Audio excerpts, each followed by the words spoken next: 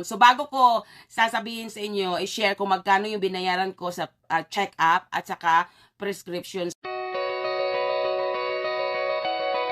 Hello guys, share ko sa inyo na pag dito kayo sa UK at pag nagkasakit kayo guys, wala talaga kayong maaasahan. Lalo na pag malalaki na yung mga anak ninyo, tapos nag-independent na sila. So hindi dito uso yung tawagan mo sila, makisuyo ka. Hindi yan dito uso guys. So ngayon, i-share ko sa inyo guys na dumating ako dito sa UK, batang-bata pa, hindi nakakaramdam ng sakit.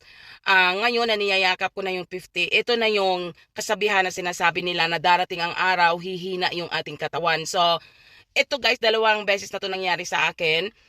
Itong taon kasi malapit na ako mag-50. Ito yung tinatawag na flu. So, wala talaga akong choice kundi pilitin yung aking sarili guys na pumunta ng chemist. So tumawag ako ng aking GP tapos magpapa-appointment sana ako kaya lang fully booked. So tinuro nila ako dito sa medical center. So magpipila ako ng mga half an hour or depende sa haba kasi nakikita ko ang haba ng pila. So ito para sa ating mga OFW na ito yung kasabihan nila na darating ang araw, natatanda tayo at darating na yung mga sakit sa ating katawan. So, ang point ng video ko na to guys, sana lalong-lalo na sa mga OFW na bagong labas, siguraduhin natin guys na paghandaan natin yung ating sarili para sa kung ano man ang darating sa ating katawan, sana wag naman.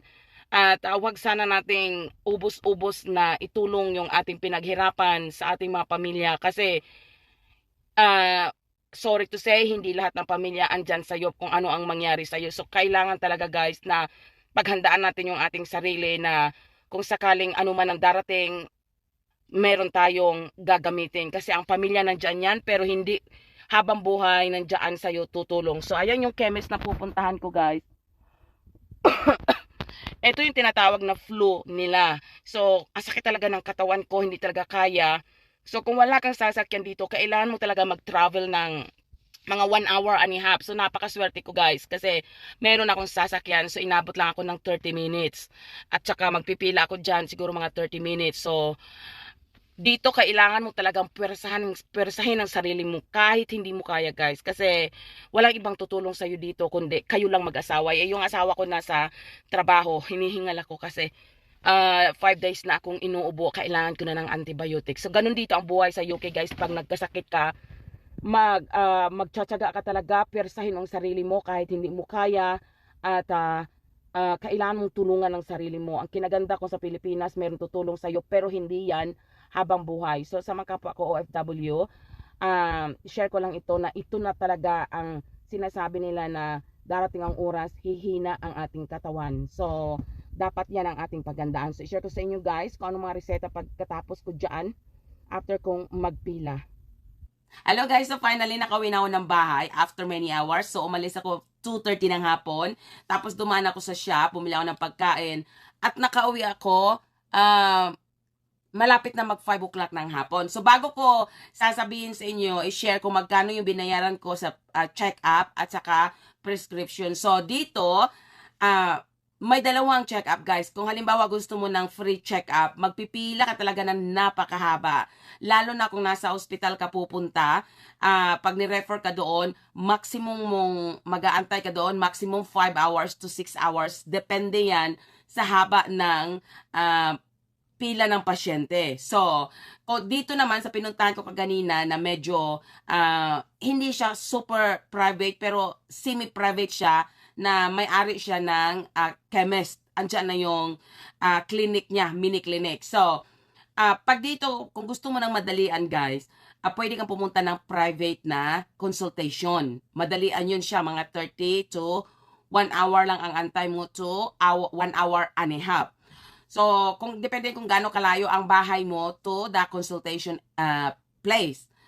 So, pagdating niya doon, hindi niya ako binigyan ng antibiotic or kasi take note guys, ito galing sa doktor ha. Pag ikaw pala may flu or may masakit ang katawan or if your body not necessarily for antibiotic, hindi ka pala pwede guys mag-take kasi hindi pala maganda yung sa liver natin. Yun ang sabi ng doktor. Pero last time na nagpunta ako ng hospital, kaya pala gumaling ako in 2 days time kasi antibiotic yung binigay sa akin. Kaya ang bilis, magic siya. Pero ngayon, ito kasi private, ang sabi niya, hindi kita bibigyan kasi ang antibiotic para lang yun sa may strong bacteria. Kung may strong bacteria ang katawan mo. So, kailangan tigukin agad ang bacteria. Ang sa akin lang ay mild at saka virus na pakalat pa lang. So, yan dito sa UK guys, nasa sa iyo yan. At number one, dito, very advantage talaga kung may sasakyan ka. Kasi kung wala kang sasakyan, kung halimbawa ang layo ng consultation place sa bahay mo, magte-take ka ng 2 beses na sasakyan, galing sa bahay mo, papunta ng town, tapos town, papunta doon sa area na yon, makakarating ka ng bahay mo, siguro 4 na oras or ganun. Pero kung sa sasakyan lang guys, galing dito sa bahay, papunta doon, nasa 25 minutes lang ako at dumaan ako ng town. So, ngayon ipapakita ko sa inyo kung magkano yung aking binayaran. So, ang resita niya guys, ito Robitussin. This is sound really familiar to me sa Philippines. Robitussin. So, ang sabi niya sa akin, pag halimbawang hindi ito gumana sa'yo, bumalik ka pag naubos yan. Ha? So, sabi ko, bakit hindi mo na lang ako bigyan ng pangpatigok ng mga bakterya sa katawan ko? Bakit? Pag ito ay hindi gumana, tapos babalik ako. So, it's just a waste of time. Tapos, mabubook ako ng holiday sa trabaho. Tapos, it's just a hassle. So, sabi niya, no, kasi kailangan niya lang gamitin mo muna. So, the moment of truth. Ito yung aking binayaran. Excuse yung aking nails, guys, ha? Yan, kung nakita ninyo, 20 pound. Baliktad yata. Ito, 20 pound. Sorry sa nails ko, hindi ako nag-manicure. So, 20 pound. Ayan, 20 pound siya. So, ang consultation ko ay 15 pound. Kasi private man siya, guys. So, 15 pounds. So, siguro nasa Pilipinas na pera yon. So, nasa 1,200 pesos. Mga ganun. For 10 minutes only. 1,212 minutes or let's say 15 minutes only. Pero naghantay ako ng napakahaba sa kanya. Napakahabang pila. Yun ang malaking problema dito, guys. So, 15 pound ang consultation niya. So, ang binayaran ko sa gamot, eto, bali 5 pound siya. Ano lang, hindi, 100 ml. 100 ml siya. So, ang binayaran ko kung ang consultation niya is 15 pound, tapos ito 5 pound. So, ito ay nasa 350 pesos or 380, something like that. Depende sa palitan ng Pilipinas. So, ganyan dito sa UK, guys. Okay?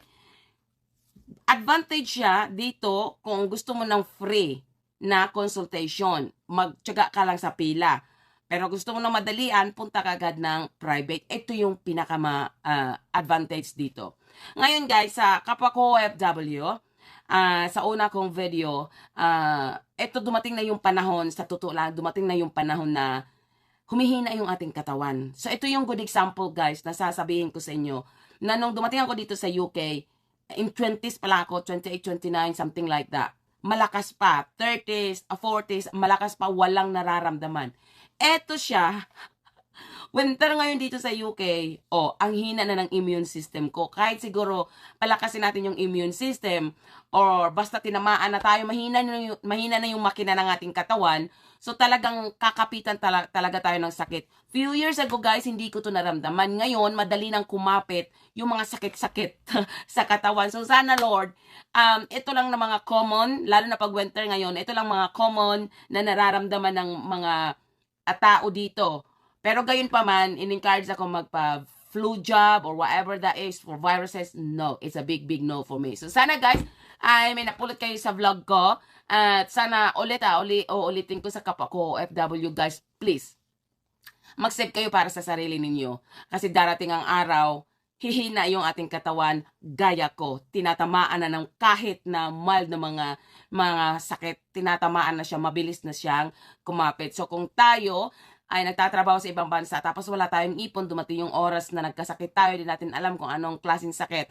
So, at least meron tayong naipon. Gaya ko guys, in my next vlog, isi-share ko sa inyo bakit hindi full support or hindi 100% support ang binibigay ko sa pamilya ko. Kasi alam ko darating ang araw, tatanda tayo, hihina ang ating katawan, hihina ang makina ng ating katawan, tayo ang magiging kawawa kung lahat ng pinagpagura natin ay para lang sa kanila. So sana natutunan nyo guys, may natutunan kayo sa vlog ko, and see you in my next vlog. Marami akong i-share sa inyo sa loob ng 19 years ko dito sa UK. So thank you for watching guys, and see you in my next vlog. Bye-bye!